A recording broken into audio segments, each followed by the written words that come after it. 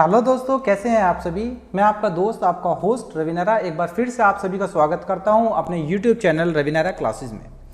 दोस्तों, last part में हमने पढ़ा था इंट्रोडक्शन ऑफ अकाउंटिंग, जिसके अंदर हमने पढ़ा था अकाउंटिंग क्या होती है, क्या उसके रोल्स होते हैं, क्यों अकाउंटिंग की ज़रूरत होती है, ऑब्जेक्टिव्स क्या थे, अकाउंटिंग की मेरिट्स डिमेरिट्स क्या होती हैं, और इसके अलावा हमने पढ़ा था ब्रांचेज ऑफ अकाउंट। अब जो हमें दोस्तों पढ़ना है वो पार्ट सेकंड है। पार्ट सेकंड के अंदर हम इस चैप्टर को कंप्लीट करेंगे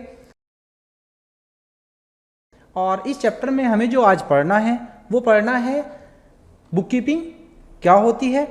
इसके अलावा हम पढ़ेंगे अकाउंटेंसी क्या होती है और बुक कीपिंग और अकाउंटिंग में क्या डिफरेंस होता है।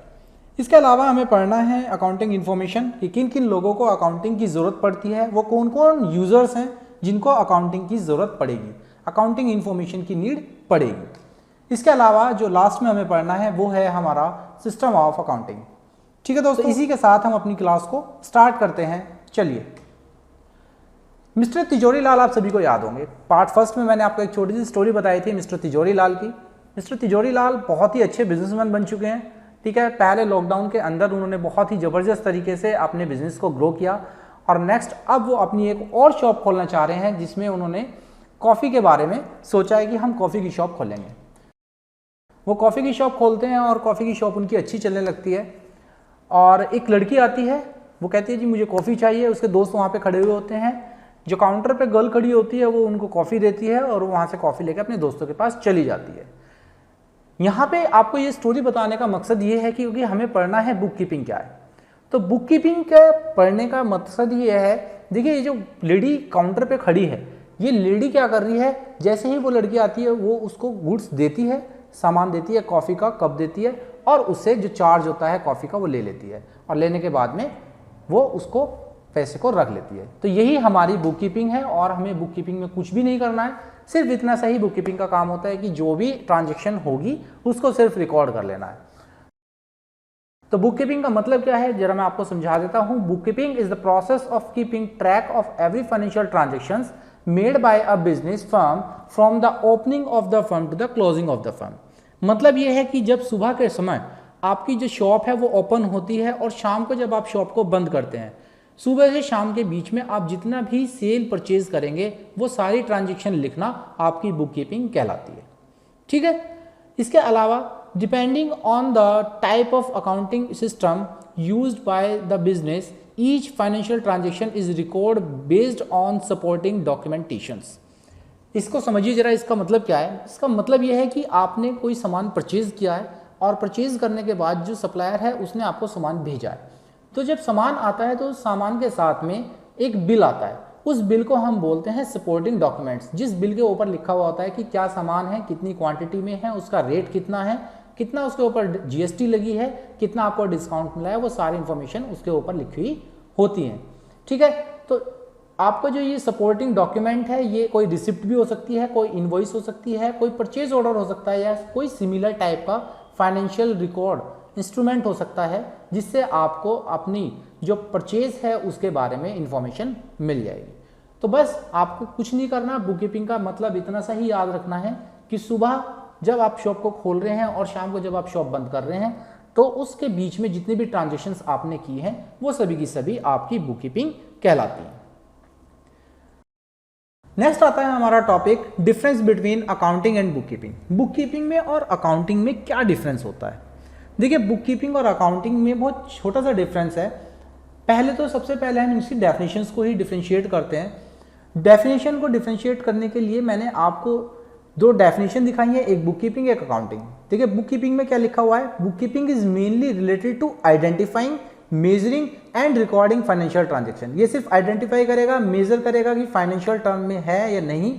अगर फाइनेंशियल टर्म में है तो वो उसको रिकॉर्ड कर लेगा और बुक कीपिंग खत्म हो जाएगी।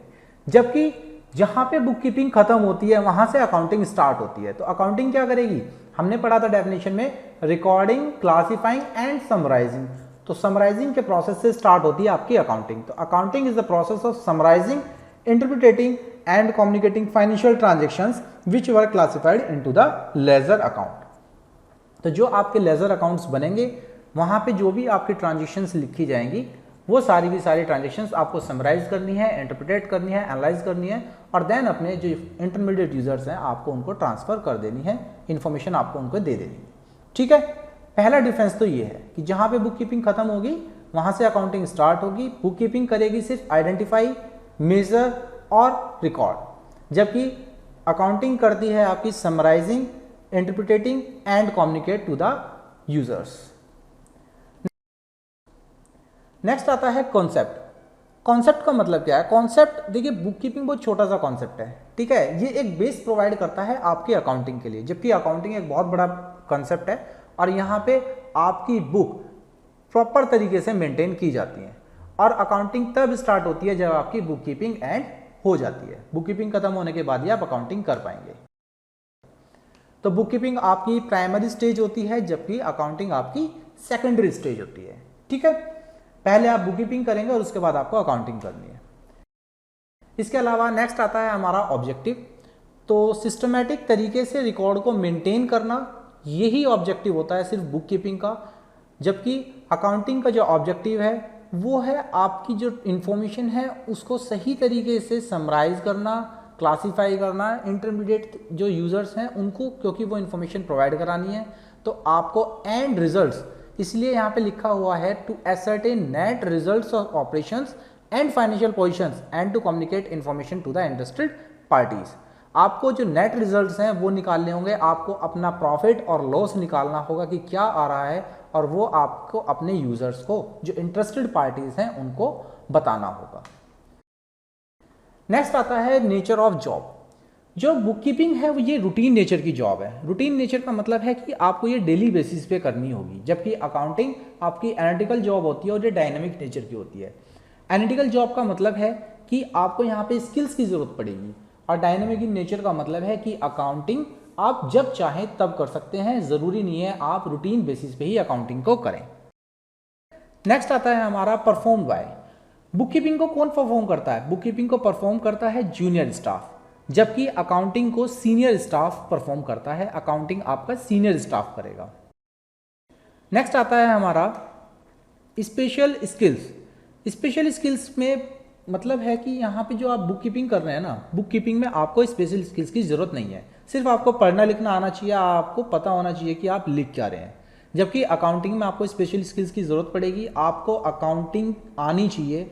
आप एक प्रॉपर अकाउंटेंट का मतलब कि आपको डेबिट पता होना चाहिए, आपको क्रेडिट पता होना चाहिए, आपको रूल्स पता होने चाहिए, आपको किस तरीके से फॉर्मेट्स बनते हैं, क्या रूल्स होते हैं, वो सारी चीज़ें आपको पता होनी चाहिए। तो यहाँ पे स्पेशल स्किल्स की ज़रूरत आपको पड़ेगी। अकाउंटिंग स्पेशल स्किल्स मांगती है। आगे चलते हैं। नेक्स्ट हमारा टॉपिक है अकाउंटेंसी। देखिए, हमने अभी तक अकाउंटिंग पढ़ा, उसके बाद हमने बुक कीपिंग पढ़ा, उसके बाद हमने दोनों का डिफरेंस पढ़ा। ठीक है, अब एक नई टर्म आती है अकाउंटेंसी, कि ये अकाउंटेंसी क्या होती है। तो अकाउंटेंसी कुछ भी नहीं है। अकाउंटेंसी का मतलब है is a systematic knowledge of accounting, कि किस तरीके से अकाउंटिंग को किया जाए, उसी को हम अकाउंटेंसी बोलते हैं। ठीक है, तो accountancy is a systematic knowledge of accounting. It explain how to deal with various aspects of accounting. It educate us how to maintain the books of accounts and how to summarize the accounting information and communicate it to the users. Accountancy सिर्फ हमें ये बताती है कि किस तरीके से accounting की जाएगी, अकाउंटिंग की जो तरह तरह की प्रॉब्लम्स आएंगी उनको हम किस तरीके से फेस कर सकते हैं। ठीक है, किस तरीके से हमें अपने अकाउंट्स को मेंटेन करना है, इन्फॉर्मेशन को समराइज करना है, और जो हमारे यूजर्स हैं उनको हमें क्या इन्फॉर्मेशन और कब इन्फॉर्मेशन वो देनी है। ठीक है, तो ये सारी चीज़ें हमारी अकाउंटेंसी के अंदर आती हैं। सिर्फ आपको इतना ही पढ़ना है अकाउंटेंसी के बाद, और कुछ भी आपको पढ़ने की जरूरत नहीं है। नेक्स्ट हमारा टॉपिक आता है अकाउंटिंग इंफॉर्मेशन सिस्टम। ये बहुत ही इंपॉर्टेंट टॉपिक है। उम्मीद करता हूं आप इस टॉपिक को बहुत ही ध्यान से और अच्छे से समझेंगे। ठीक है, तो चलिए स्टार्ट करते हैं अकाउंटिंग इंफॉर्मेशन सिस्टम को। An accounting information system, accounting collect financial data, record it in the books of accounts, classify and summarize it to the produce financial information that is communicated to its user। इस चीज को हम बार बार पढ़ चुके हैं। अभी हमने अकाउंटिंग में यही काम किया था। सबसे पहले हमने अकाउंटिंग में अपनी ट्रांजेक्शन्स को आइडेंटिफाई किया, उन्हें मेजर किया, देन उसके बाद हमने उसको बुक्स में रिकॉर्ड किया, रिकॉर्ड करने के बाद उसको क्लासीफाई किया, फिर समराइज किया, और समराइज करने के बाद जो भी इंफॉर्मेशन निकल के आई उसको हमने अपने यूजर्स के साथ कम्युनिकेट कर लिया, हमने अपने यूजर्स के साथ शेयर कर लिया। तो accounting begin with the identification of transaction of financial nature. Accounting start कब होती है? जब हम अपनी ट्रांजेक्शन्स को आइडेंटिफाई कर लेते हैं कि ये फाइनेंशियल नेचर की है। और ख़त्म कब होती है? जब हम अपने फाइनेंशियल स्टेटमेंट्स को बना देते हैं। फाइनेंशियल स्टेटमेंट्स का मतलब है कि वो स्टेटमेंट्स जिससे हमें पता लगेगा कि हमें प्रॉफिट हुआ है, हमें लॉस हुआ है, ठीक है, या फिर हमें पता लगेगा कि हमारे पास कितनी एसेट्स हैं और कितनी लायबिलिटीज़ हैं, ठीक है। ये सारी चीज़ें हमें फाइनेंशियल स्टेटमेंट से पता लगती हैं। घबराने की बिल्कुल भी कोई चीज़ नहीं है, क्योंकि ये सारी चीज़ें आपको पढ़नी है। आप जनरल टर्म्स अभी समझते हुए चलिए, सारी चीज़ें बहुत अच्छे से, बहुत प्यार से आप इन सभी चीज़ों को समझ जाएंगे।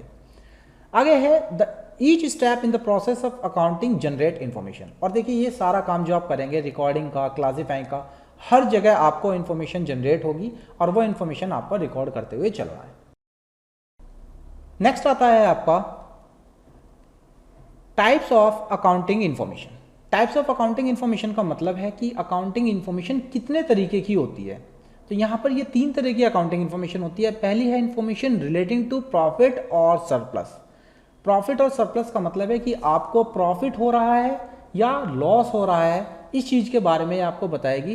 प्रॉफिट और सरप्लस एक ही चीज़ होते हैं, डिफ्रेंशिएट मैं आपको कराऊंगा, ठीक है। बट अभी कोई भी ज़्यादा सोचने की ज़रूरत नहीं है कि ये 2 टर्म्स अलग अलग क्या लिखी हैं, सर ने एक ही टर्म हमें बताई है, ठीक है।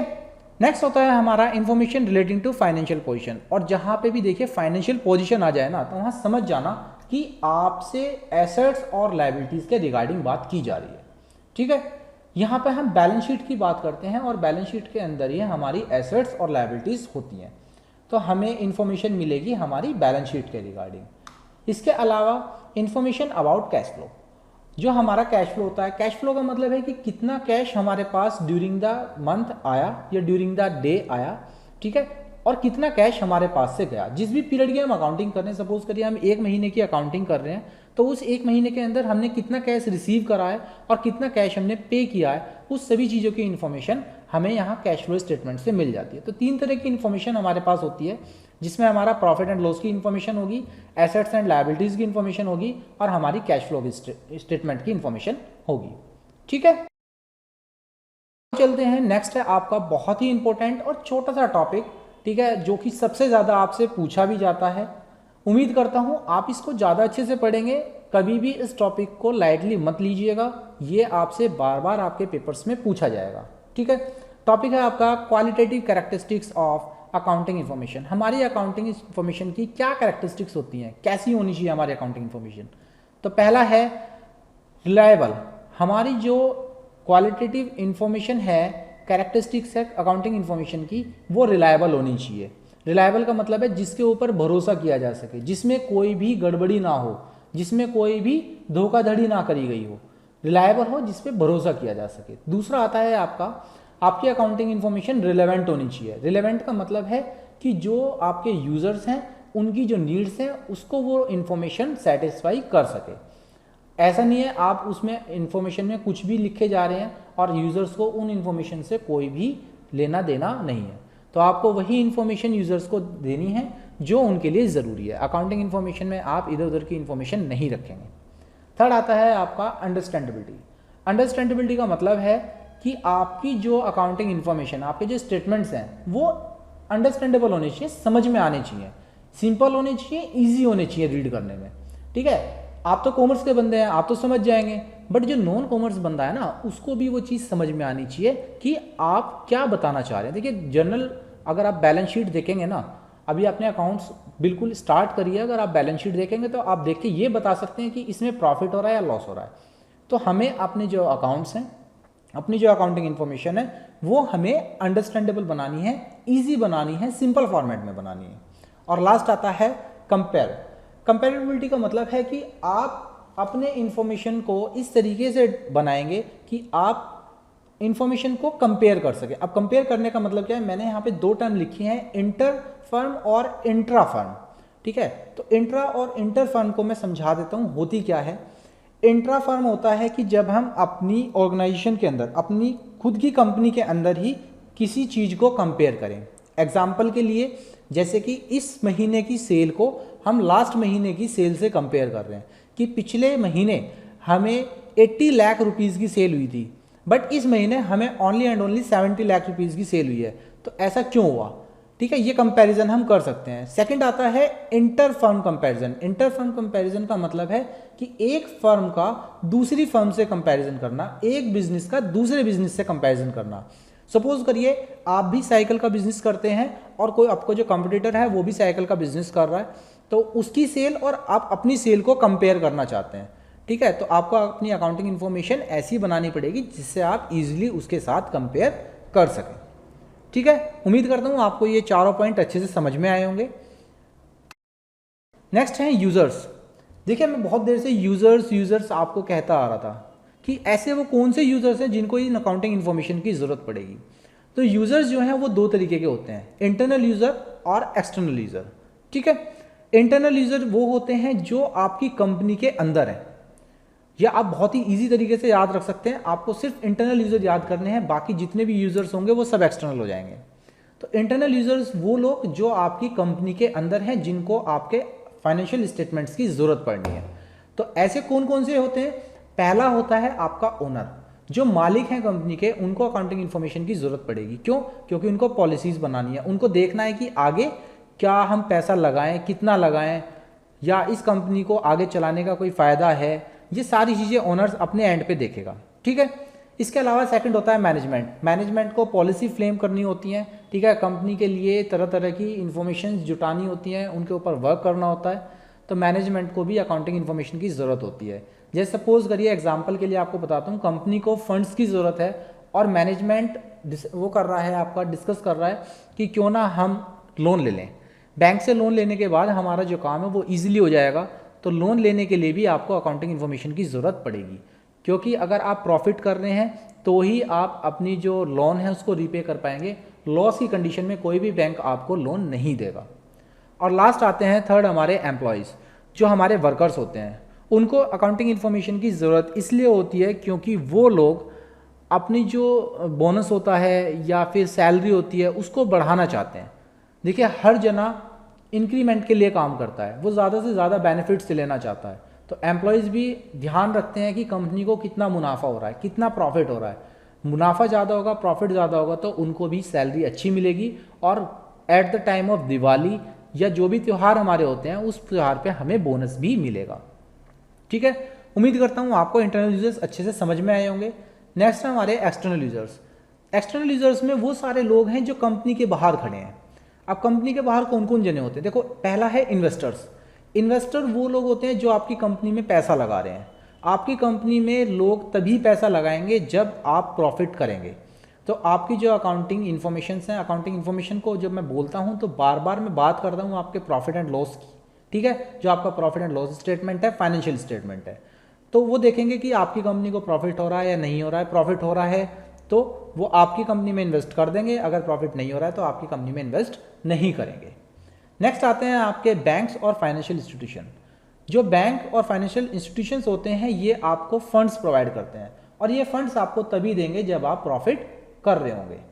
थर्ड आती है आपकी गवर्नमेंट और जो उससे जुड़ी हुई अथॉरिटीज़ होती हैं वो, जैसे कि इनकम टैक्स, जीएसटी डिपार्टमेंट। ठीक है, तो गवर्नमेंट जो होती है वो इस चीज़ का ध्यान रखती है कि आप जितना प्रॉफिट अर्न कर रहे हैं क्या उसके ऊपर आप प्रॉपर टैक्स पे कर रहे हैं, कहीं आप कोई टैक्स चोरी तो नहीं कर रहे, कहीं आप कोई रूल ब्रेक तो नहीं कर रहे। इन सभी चीज़ों को गवर्नमेंट ध्यान में रखती है, इसलिए उसको भी आपके जो अकाउंटिंग इन्फॉर्मेशन है उनकी ज़रूरत पड़ती है, और गवर्नमेंट को भी हम यूज़र मानते हैं अकाउंटिंग इन्फॉर्मेशन के लिए। नेक्स्ट होते हैं रिसर्चर। रिसर्चरों का काम क्या होता है? वो कंपनीज के ऊपर रिसर्च कर रहते हैं कि भाई ये कंपनी इतनी अच्छी वर्क कैसे कर रही है, ये कंपनी बुरी क्यों है। सपोज करिए एक ही समय पे दो कंपनियां स्टार्ट हुई थी, कंपनी ए और कंपनी बी। कंपनी ए जो है वो कंपनी बहुत अच्छा परफॉर्म कर रही है और बहुत अच्छे लेवल पे उसने अपने बिजनेस को स्टार्ट कर दिया है, बट जो कंपनी बी है वो अभी भी स्ट्रगल कर रही है। तो ऐसा क्या फेज रहा, ऐसा क्या कारण रहा जिसकी वजह से कंपनी ए और कंपनी बी के बीच में इतना बड़ा डिफरेंस है। तो ये रिसर्चर इन्हीं चीज़ों को जो है देखते हैं कि भाई ऐसे क्या कारण रहे, ऐसे क्या रीजंस रहे जिसकी वजह से कंपनी बी ग्रो नहीं कर पाई। नेक्स्ट आते हैं आपके कंज्यूमर्स।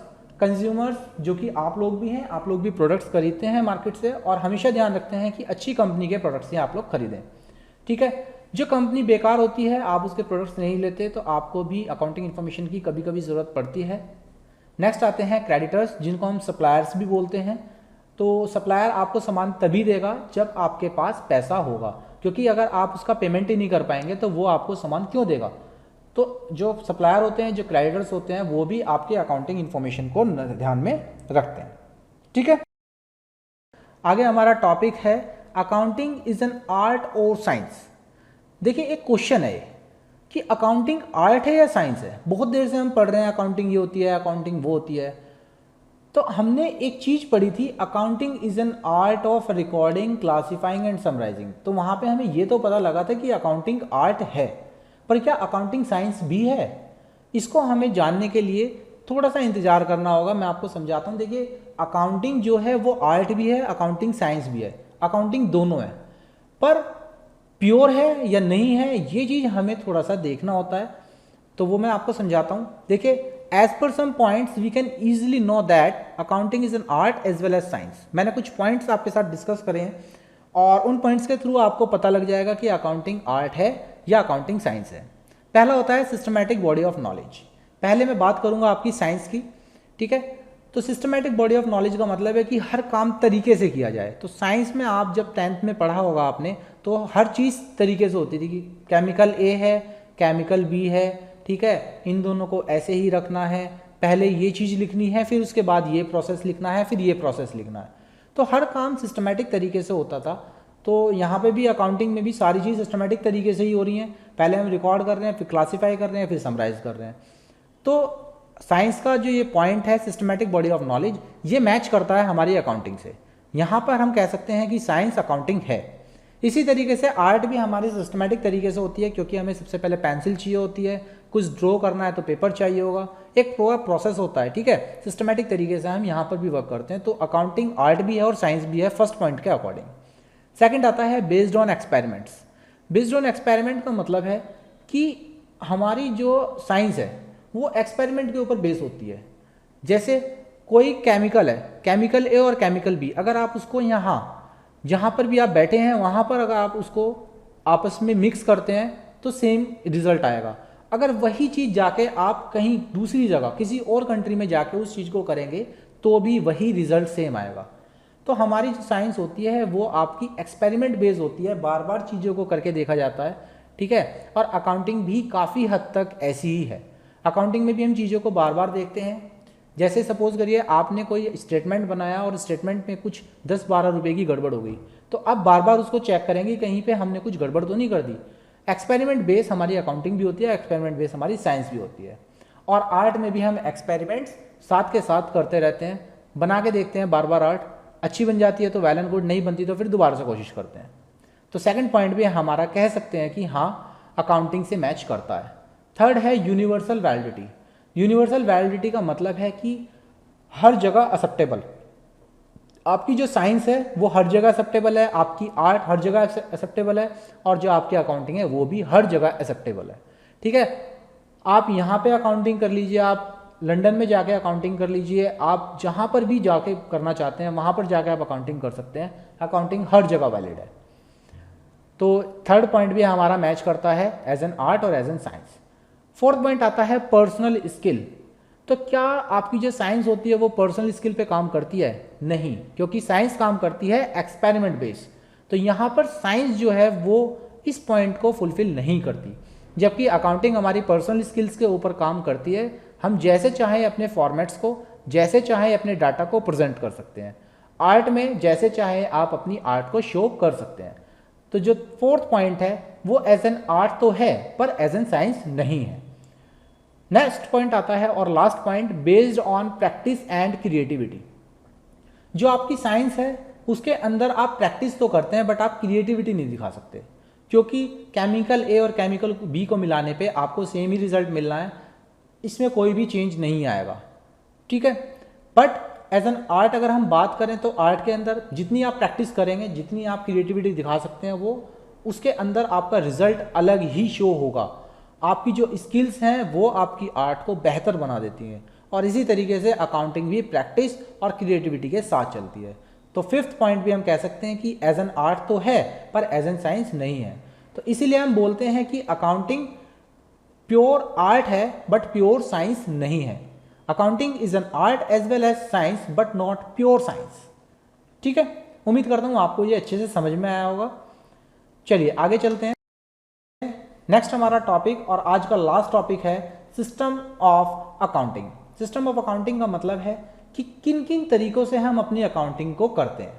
तो अकाउंटिंग में सिर्फ दो ही सिस्टम है, एक है सिंगल एंट्री सिस्टम और दूसरा है डबल एंट्री सिस्टम। ये दोनों ही आपके चैप्टर्स हैं, आपको पढ़ना है। डबल एंट्री के ऊपर तो आपकी कंप्लीट बुक है, ठीक है। तो ज़्यादा घबराने वाली चीज़ नहीं है कि ये क्या होता है। जनरल टर्म्स में आपको इनकी बता देता हूँ, बाकी तो हम आगे इनको करेंगे अच्छे से। सिंगल एंट्री सिस्टम का मतलब होता है कि हमें अपनी बुक्स के अंदर सिर्फ एक एंट्री करनी है, ठीक है। कहीं पर भी हम एक जगह सिर्फ एंट्री को लिखेंगे, बाकी दूसरी जगह एंट्री नहीं लिखेंगे। सिर्फ एक सिंगल एंट्री करनी है, इसको हम बोलते हैं सिंगल एंट्री सिस्टम। एग्जाम्पल के लिए आपको बता देता हूँ, जैसे कि आपको एक पिक्चर शो हो रही है, आइसक्रीम वाला चल रहा है। तो आइसक्रीम वाला क्या होता है, जैसे ही आइसक्रीम बिकती है, ये आप अपने पास एक रजिस्टर रखता है, उस रजिस्टर में लिख लेता है कि ये आइसक्रीम सोल्ड हो गई, ये आइसक्रीम सोल्ड हो गई। इसी तरीके से जो फार्मर्स होते हैं उनको भी अकाउंटिंग नहीं आती, वो भी क्या करते हैं कि 10 किलो अनाज हमने सोल्ड कर दिया या फिर 5 किलो दाल हमने सोल्ड कर दी, ठीक है। तो इस तरीके से अकाउंटिंग की जाती है। नेक्स्ट है आपका double entry system. Double entry system में क्या होता है कि एक जगह से जाएगा तो दूसरी जगह आएगा। मतलब ये है कि आपको एंट्री दो जगह करनी है, एक जगह एक्सेप्ट होगा और एक जगह आप पे करेंगे, ठीक है। जैसे एग्जाम्पल के लिए आपको बता देता हूँ कि कोई शॉप है, ठीक है। जैसे सपोज करिए कि हमने अभी मिस्टर तिजोरी लाल को देखा था जहाँ कॉफ़ी की शॉप थी, तो उन्होंने क्या करा था, कॉफ़ी सोल्ड कर दी थी। जब कॉफ़ी सोल्ड करी तो उनके स्टॉक से एक कॉफ़ी कम हो जाएगी, ठीक है। एक जो कॉफ़ी का कप है वो कम हो जाएगा, बट दूसरी तरफ उनके पास कैश आ रहा होगा, तो वो उस कैश को रिसीव कर लेंगे और उस कैश को लिख लेंगे। इसको बोलते हैं हम डबल एंट्री सिस्टम। तो सिंगल एंट्री में सिर्फ एक एंट्री की जाती है, जबकि डबल एंट्री में दो एंट्री की जाती है, ठीक है। और लास्ट में हम एक बार फिर से डिस्कस कर लेते हैं कि आज हमने क्या क्या पढ़ा। रिकैप कर लेते हैं आज की क्लास को। तो सबसे पहले हमने पढ़ा था बुक कीपिंग क्या होती है, और बुक कीपिंग को हमने डिफ्रेंशिएट किया था अकाउंटिंग के साथ। इसके बाद हमने पढ़ी थी अकाउंटेंसी क्या होती है। इसके अलावा इसके बाद हमने पढ़ा था अकाउंटिंग इंफॉर्मेशन सिस्टम, जिसमें हमने उसके टाइप्स को पढ़ा था। टाइप्स को पढ़ने के बाद हमने पढ़ा था उसके क्वालिटेटिव फीचर्स और यूज़र्स, जो इंटरनल और एक्सटर्नल यूज़र्स होते हैं, उनके बारे में हमने अच्छे से डेप्थ से हमने सारी चीज़ों को पढ़ा था। और लास्ट में हमने पढ़ा था कि अकाउंटिंग आर्ट होती है, साइंस होती है, और अकाउंटिंग के सिस्टम्स क्या है, ठीक है।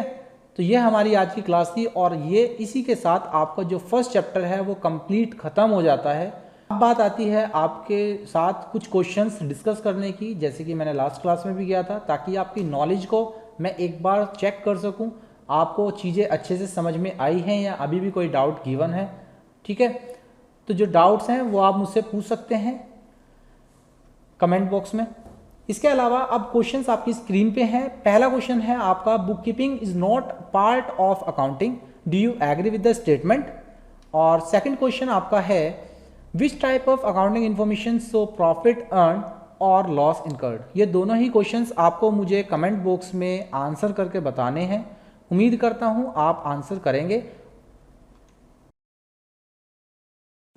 इसी के साथ हम अपनी आज की क्लास को ख़त्म करते हैं।